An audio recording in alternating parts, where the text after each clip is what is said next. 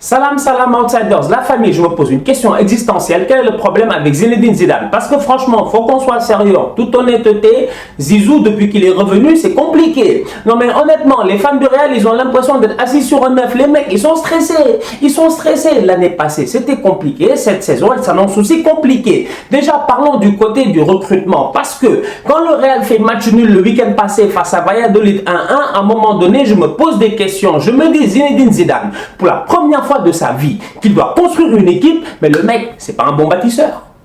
C'est pas un bon bâtisseur.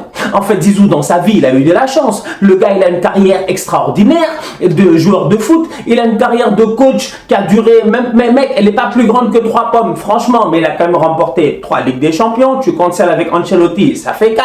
Franchement, le mec, il s'est géré. Zidane, c'est une légende. Donc, sur ce point-là, il n'y a pas besoin de débattre. Mais maintenant, quand on parle des choses sérieuses, c'est-à-dire l'attente des socios, l'attente de la direction, parce que je vous dis, Zizou est en train de perdre son totem d'immunité. Zizou était intouchable au Real Madrid. Il était même intouchable dans la sphère footballistique. Mais ce qui s'est passé cet été avec Gareth Bale, James, etc. Et finalement, les mecs sont restés. Et finalement, ils jouent titulaire et tout. Mais ça fait que finalement, quand on regarde Zidane, on a moins confiance en lui maintenant. Non mais Zizou, honnêtement, ça risque d'être compliqué. Sincèrement, moi j'ai peur pour les fans du Real. J'espère que le Real va se réveiller parce qu'il faut qu'on soit sérieux. Ils ont un déplacement compliqué à Villarreal dès ce week-end. Ça va être très compliqué sur les ondes de Canal Plus Sport. Donc franchement, la famille, en toute honnêteté, je souhaite que du bonheur au Real Madrid. Parce que je me dis, si le Barça il recrute Neymar derrière et que par extraordinaire Valverde réussit à les faire jouer, oh là là, la saison elle va être difficile pour les Madrilènes.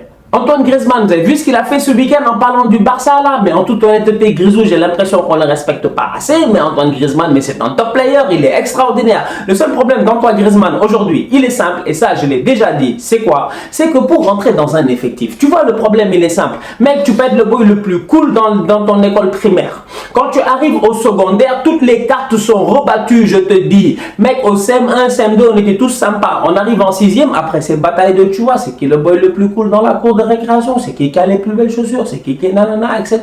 Le problème, c'est qu'il y en a qui sont déjà potes entre eux, il y en a qui se connaissent déjà, il y en a qui leurs parents se connaissent, etc.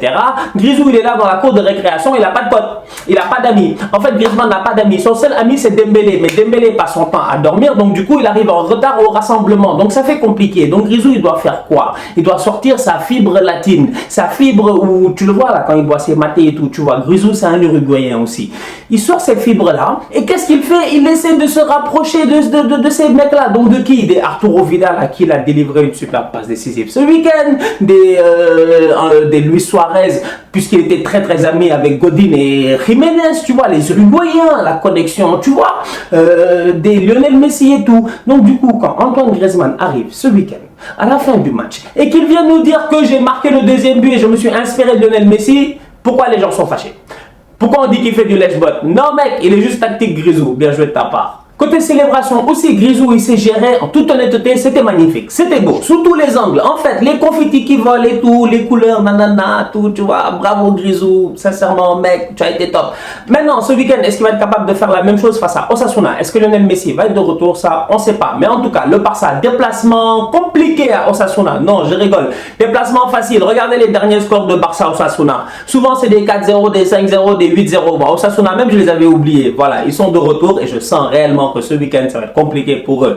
Du coup, match à ne pas rater sur les ondes de Canal Plus Sport. João Félix avec l'Atlético Madrid, lui, depuis le début de la saison, en fait, lui, il s'amuse pas. En fait, lui, il est venu en Liga, il veut montrer c'est qui le boss. Le problème, c'est qu'en ce moment, il n'y a pas assez d'attention sur lui en tant que tel. Mais sachez une chose, c'est que le gars, ça fait 2 matchs d'affilée, il est intouchable. Non seulement il est intouchable sur le terrain, parce que João Félix, quand il déboule sur ton côté, mec, tu as peur, tu sais pas comment le prendre au marquage, parce que le boy, il va très vite. Mais en plus de cela, le gars, il est anormalement dangereux cette saison-ci. Ça fait 2 matchs d'affilée, il a créé un penalty. Bam, il a fait une passe décisive, tranquille, on verra ce qu'il va faire ce week-end face à Eibar. Encore un gros week-end de foot en perspective en Espagne, la Liga en direct sur Canal+.